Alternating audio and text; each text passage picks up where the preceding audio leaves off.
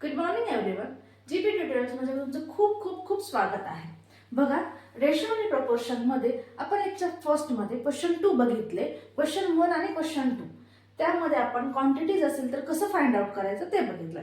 बरोबर. आता बघा, प्रॅक्टिस सेट 28 मध्ये आपण क्वेश्चन 3 बघणार आहे. क्वेश्चन 3 पासून वर्ड प्रॉब्लेम स्टार्ट होत आहे. वर्ड प्रॉब्लेम म्हटलं की मुलांच्या अंगाला काटा येतो.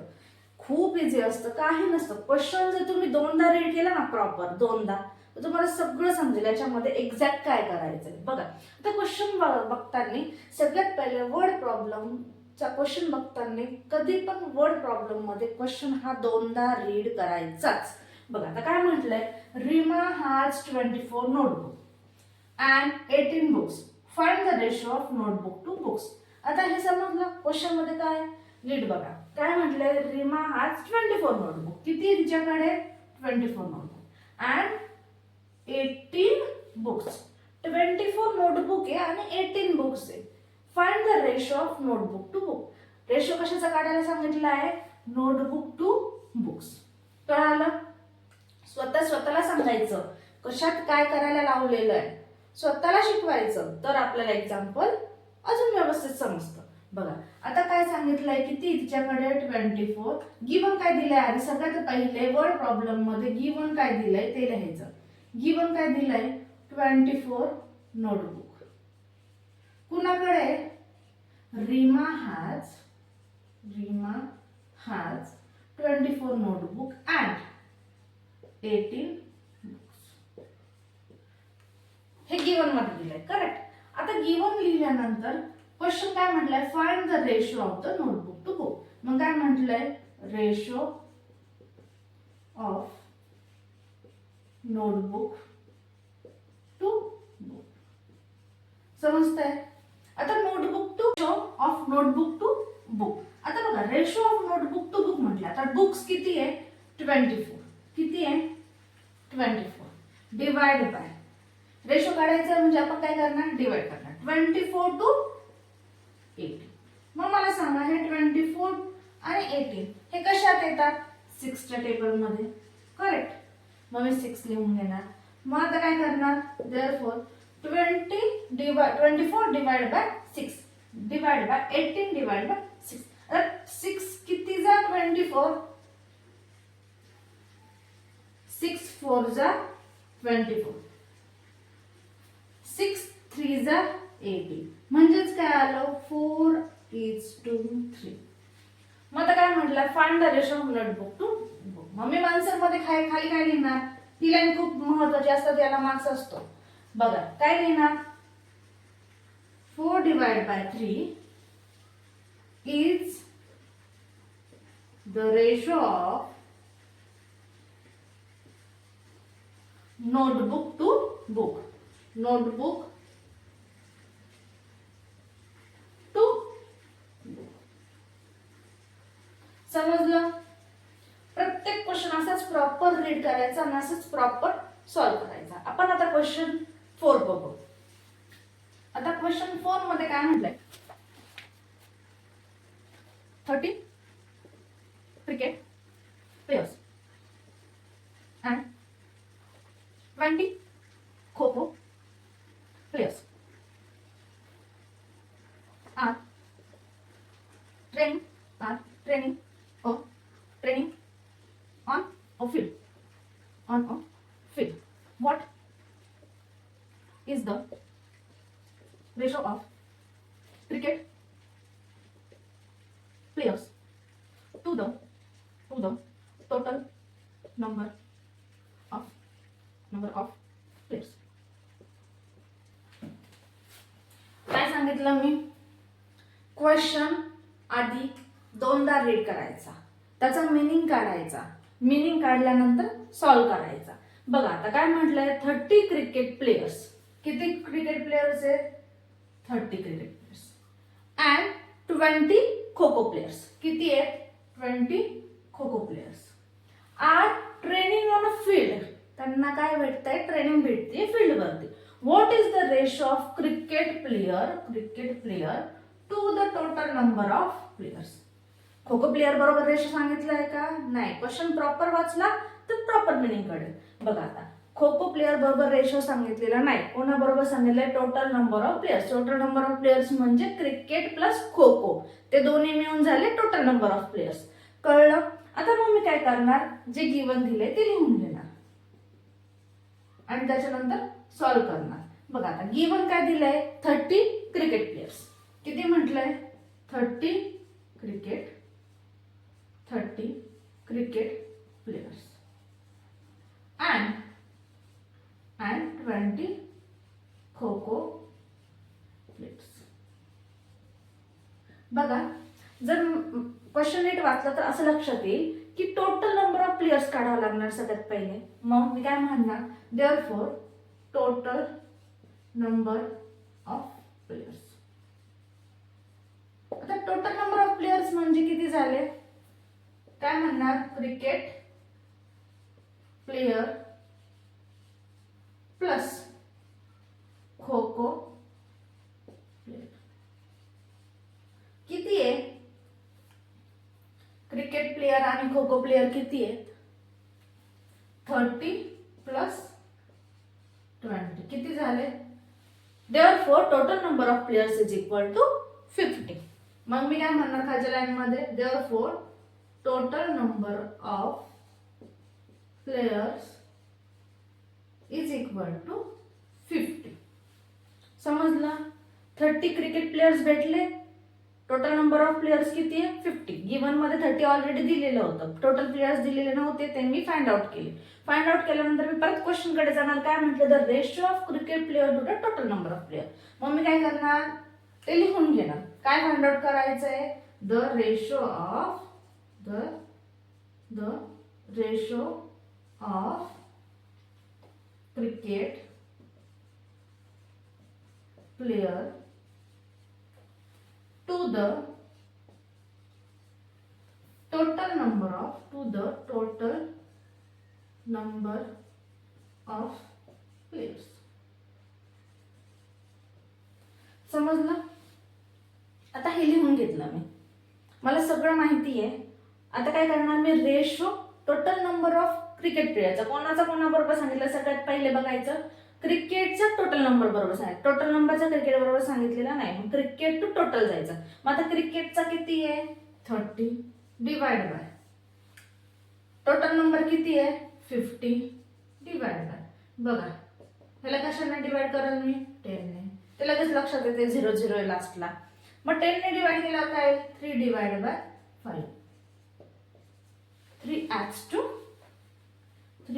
to 5. कळलं? म्हणजे क्वेश्चन काय विचारला होता मला, what is the ratio of cricket player to the total number of player. The ratio of cricket player to the total number of player is 3 divide by 5. कळलं? मग तीच लाईन मी जशी जशी खाली लिहून घेणार. काय म्हणणार, therefore the ratio of cricket player to the ratio of to the total number of player is किती आहे, 3 डिवाइड बाय 5. किती आहे, 3 डिवाइड बाय 5. समजलं? खूप इझी. जेवढा प्रॉपर तुम्ही क्वेश्चन रीड करणार तेवढा प्रॉपर आन्सर काढणार. त्याच्यामुळे क्वेश्चन रीड करण्यावर सगळ्यात महत्त्वाचा भर द्या. तर बघा 5th क्वेश्चन मध्ये काय म्हटलंय, काय सांगितलं मी, क्वेश्चन कधी पण दोनदा रीड करायचं. Snehal has a red ribbon that is 80 centimeter long and a blue ribbon is 2.20 meter long. What is the ratio of the length of the red ribbon to that of the blue ribbon? आता काय सांगितलंय बघा, Snehal has red ribbon. Snehal कडे काय आहे, red ribbon that is 80 centimeter long. ती किती centimetre long आहे, 80 centimetre. and the blue ribbon is 2.20 meter long. बघा रेड रिबन आहे ती किती सेंटीमीटर लॉंग आहे, 80 सेंटीमीटर. ब्ल्यू रिबन आहे ती किती सेंटीमीटर, 2.20 मीटर लॉंग. बघा एक क्वांटिटी दिली आहे सेंटीमीटर, दुसरी क्वांटिटी दिली आहे मीटर मध्ये. मग तुम्हाला माहिती आहे काय करायचं असतं, कन्वर्जन करायचं असतं. मग आता क्वेश्चन काय विचारला, what is the ratio of the length of the red ribbon to the blue ribbon. Red रिबनचा ब्ल्यू रिबन बरोबर काय रेशो आहे. मग मी काय करणार, सगळ्यात पहिले गिवन काय दिलंय, गिवन मध्ये रेड रिबन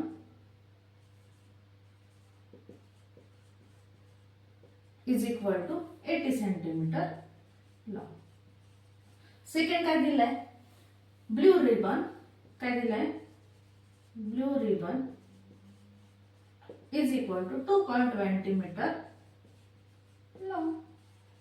बघा हे दोन गोष्टी दिलेल्या आहेत. आता मला सांगा ह्या दोघांमध्ये सेंटीमीटर आणि मीटर दोन्ही सेम क्वांटिटी आहे नाहीये. मी मागच्या लेक्चरमध्ये तुम्हाला सांगितलं की दोन सेम जर क्वांटिटी सेम नसेल तर काय करायचं, त्यातली एक क्वांटिटी चेंज करायची, म्हणजे दोन्ही क्वांटिटी सेम आणायच्या. आता मला सांगा मीटरचं सेंटीमीटर मध्ये करणं सोपं का सेंटीमीटरचं मीटर मध्ये करणं सोपं. बघा इथं 0.20 आहे. मग मी काय करणार, ह्या मीटरला सेंटीमीटर मध्ये कन्वर्ट करणार. मग मला सांगा 1 मीटर इज इक्वल टू किती सेंटीमीटर, 100 सेंटीमीटर. मग आता हे किती मीटर आहे, 2.20 मीटर बरोबर. मग 100 सेंटीमीटर मध्ये करायचं म्हटलं मी काय करणार, ह्याला ही जी क्वांटिटी दिली आहे तिला 100 ने मल्टिप्लाय करणार. 100 ने मल्टिप्लाय केलं म्हणजे काय आलं, 220 सेंटीमीटर. कळालं, क्वांटिटी कशा चेंज करायच्या, व्हॅल्यूज कशा घ्यायच्याच हे समजल्यानंतर हे आपोआप समजेल. हे झाल्यानंतर आता पुढची स्टेप काय सांगितलेलं आहे, what is the ratio of the length of the red ribbon to that blue ribbon. रेडचा ब्ल्यू रिबन बरोबरचा रेशो. आता बघा red ribbon to the blue ribbon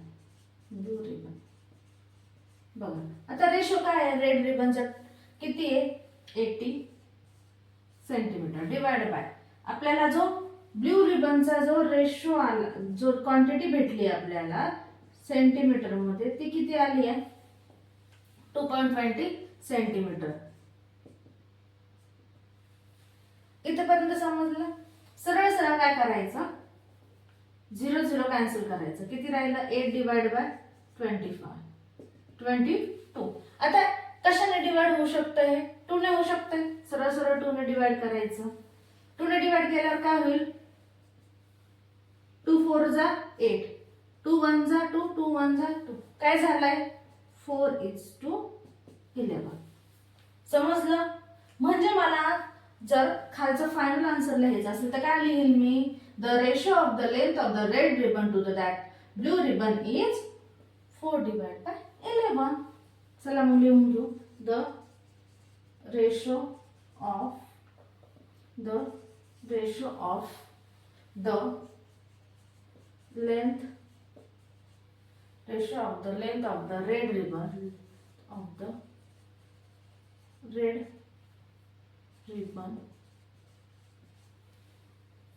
to that of the blue ribbon is 4 divided by 11. बघा आता तुम्ही याच्यामध्ये answer लिहिताना सरळ सरळ असंही लिहू शकता, ratio of both ribbon is 4 divide by 11. तुम्हाला जसं आन्सर लिहिता येईल तसं लिहायचं. समजलंय. आपण पुढचा क्वेश्चन घेऊ 6 नंबरचा. बघा त्याच्यामध्ये आपल्याला काय दिलेलं आहे, क्वेश्चन रीड करू आणि समजून घेऊ. आता त्यामध्ये 3 क्वेश्चन्स आहेत. 6 नंबरच्या क्वेश्चन मध्ये परत 3 क्वेश्चन आहेत.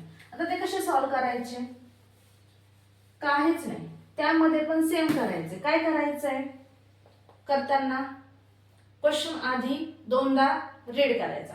2दा रीड केल्यानंतर काय करायचं, क्वेश्चनचा मिनिंग काढायचा. मिनिंग काढल्यानंतर काय करायचं, काय काय दिलेले क्वांटिटीज ते बघायचं आणि सॉल्व करायचं. बघा आता काय म्हटलंय, Shubham age today is 12 year. टुडेचं एज काय त्याचं 12 इयर. कधीचं आहे, टुडेचं. And his father age is 42 years. त्याच्या फादरचं एज किती आहे, 42 इयर्स. करेक्ट. आता Shubham's mother is younger than his father 6 year. शुभमची जी आई होती ती मदरच्या एज, Shubham's mother is younger than his father 6 year. Younger than म्हणजे छोटी होती. किती छोटी होती तिच्या फादर पेक्षा? 6 इयरने छोटी होती. आता छोटी होती बरोबर. Find the following ratio. मग खालच्या रेशो सांगितलेल्या काढायला. आता तिच्या मदरचे एज एक्झॅक्ट दिलेलं नाहीये, पण त्याच्याबद्दल एक इन्फॉर्मेशन दिली की ती त्याच्या पप्पापेक्षा ती किती वर्षाने लहान होती? 6 इयरने लहान होती. म्हणजे काय? Younger than 6 year. कोणापेक्षा? फादरपेक्षा. करेक्ट. आता ही इन्फॉर्मेशन वरून आपण खाली क्वेश्चन जे आहे ते सॉल्व्ह करू. आता बघ काय म्हटलं, ratio of the Shubham's age to his mother age. पहिल्यांदाच असा रेशो सांगितलाय की ज्याची क्वांटिटी आपल्याला माहित नाही. मग काय म्हटलंय? To his mother age. मग आता काय करावं लागेल आपल्याला? मदरचे एज काढावं लागेल. मग सगळ्यात पहिले काय करायचं? क्वेश्चन घेण्याच्या आधी मदरचे एज आपण काढून घेऊ. मग काय म्हटलंय? मदरचे एज काय आहे? फादरच्या एज पेक्षा 6 वर्षाने ती छोटी आहे. मग डिफरन्स बिटवीन काढावा लागेल. दोघांमधला difference between mother's age to his father age. Father's age. आता बघा, हिज म्हणजे शुभम. आता बघा दोघांचा डिफरन्स जर घेतला मी तर काय होईल? फादर किती आहे? 42 इयर्सचे. करेक्ट. आणि मदर किती वर्षाने लहान आहे? 6 वर्षाने लहान आहे. म्हणजे किती झालं? बघा 42 मायनस 6 किती आहे? 12. हे किती आहे? 3. 12 मधून 6 गेले 6. किती झालं? 36 इयर. म्हणजे आता हे एज कोणाचं भेटलंय? शुभमच्या आईचं. Shubham's mother age is mother age is 36 year. Okay. आता ह्याच्यावरून मला इथपर्यंत माहिती कळालीये आणि मी आता काय करणार? ह्याच्यावरून क्वेश्चन फर्स्ट सॉल्व्ह करायला घेणार. बघा आता फर्स्ट मध्ये काय म्हटलंय? Ratio of Shubham's age to his mother age. बघा लिहून घेणार. Ratio of Shubham's age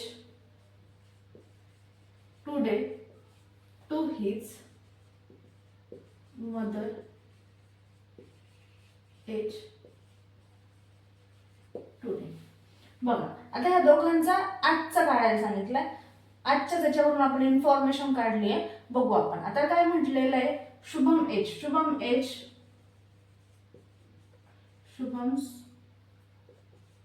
age divided by कोणाचं? Mother's age. रेशो काढायला म्हटलं सांगितलं म्हणजे मी काय करणार? डिवाइड करणार. आता शुभमचं एज किती आहे? बघा 12 इयर डिवाइड बाय मदरचं एज किती आहे? 36 इयर. बघा कशाने डिवाइड होईल? 12 ने. बघा 12 ने डिवाइड करायला. मग आता काय करणार? 12 1 जा 12, 12 3 जा 36. म्हणजे मला आता रेशो भेटलाय कोणाचा? शुभम्स एजचा आणि मदर एजचा. कधीचा? टुडेचा. मग देअरफॉर मी काय म्हणणार? Ratio of Shubham's age today to his mother age today is 1 divide by 3. कळलं? आता सेकंड क्वेश्चन बघू आपण. Ratio of Shubham's mother age today to his father age today. काय म्हटलंय? Ratio of Shubham mother age today to his father. आता दोघांचा काढायला सांगितलं, मदरचा आणि फादरचा. मग मी काय करणार? ऍज इट इज क्वेश्चन जो आहे तो लिहून घेणार. Ratio of Shubham's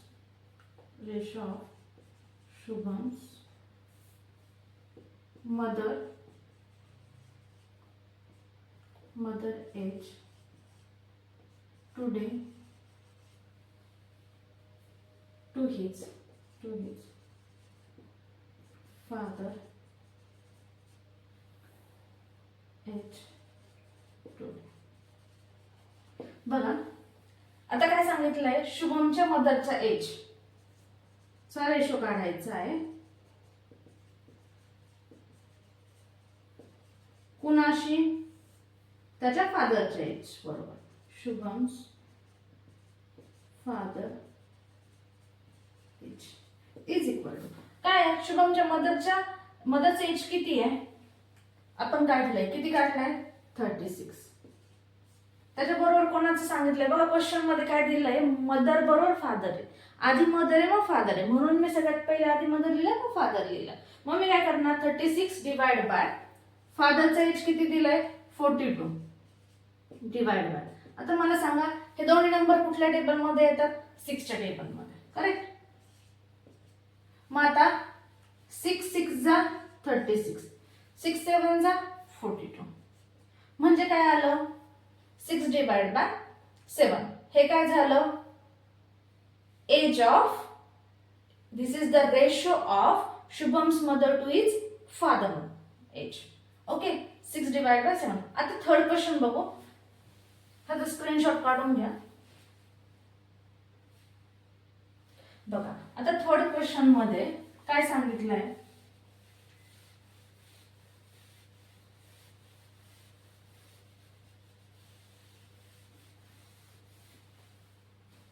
third question मध्ये काय म्हटलंय? The ratio of Shubham age to his age when Shubham was 10 year old. आता टुडेचं काहीच नाहीये. काय म्हटलंय? Ratio of Shubham age to his mother age when Shubham was 10 year old. तो 10 वर्षाचा असताना कधीच विचारलंय. बघा तिसरा क्वेश्चन काय म्हटलंय? The ratio of Shubham's age to his mother age when Shubham was 10 year old. बघा 10 वर्षाचा असताना आता त्याचा टुडेचं एज काय? 12 इयर. तो 10 वर्षाचा असतानाचा एज काढायचा. मग आता तो 10 वर्षाचा कधी असणार? 2 वर्षापूर्वी. मग मला आता हे सगळं डायरेक्ट लिहिता येणार नाही. मग मी काय करणार? When Shubham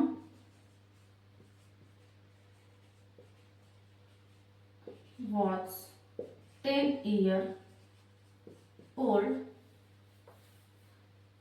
his mother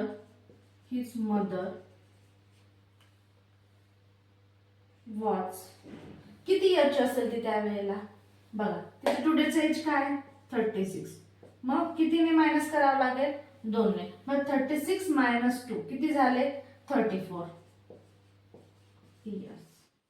म्हणजे ज्यावेळेला तो 10 वर्षाचा होता त्यावेळेला त्याची आई किती वर्षाची होती? 34 इयरची. Therefore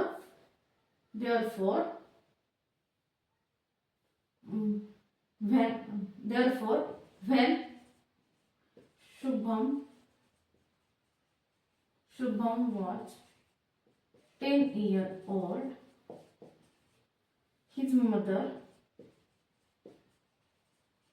was 34 years old. Okay. इथपर्यंत समजलं. आता मला काय क्वेश्चन मध्ये विचारलं? The ratio of Shubham age. Ratio काढायचा. आता रेशो कोणा काढायचा आहे? Shubham age to his mother age. आता टू हिज मदरच एज. आता बघा कधीचा काढायचा आहे? तो ज्यावेळेला 10 वर्षाचा असताना. मग आता हा 10 वर्षाचा आहे शुभम. त्याची मम्मी किती वर्षाची आहे? 34. त्याची मदर किती? 34. आता बघा 10 डिवाइड बाय 34. आता हा कुठल्याने डिवाइड होईल? 2 ने. करेक्ट. 2 5 जा 10. 2 1 जा 2. उरला किती? 1. 2 7 जा 40. म्हणजे किती आला? 5 डिवाइड बाय 7. म्हणजे काय म्हटलंय? The ratio of Shubham age to his mother age when Shubham was 10 year old is 5 divide by 17. म्हणून मी काय म्हणणार? Therefore the ratio of mother to his the ratio of Shubham, the ratio of Shubham's age to his mother age when Shubham was 10 years old is 5 divided by 70. Okay, तर अशा प्रकारे आपला practice set 28 इथे संपलाय. Lecture 2 second पण संपलाय. आपण lecture 3 continue करू. प्रॅक्टिस सेट 29 बघू. तुम्हाला व्हिडिओ आवडला तर लाईक करा, शेअर करा, सबस्क्राईब करा. तुमच्या मित्रांपर्यंत हा शेअर करा. ज्यांना ज्यांना गरज आहे त्यांच्यापर्यंत हा पोहोचवा. आणि व्हिडिओ कसा वाटला ते कमेंटमध्ये प्लीज सांगा. थँक्यू.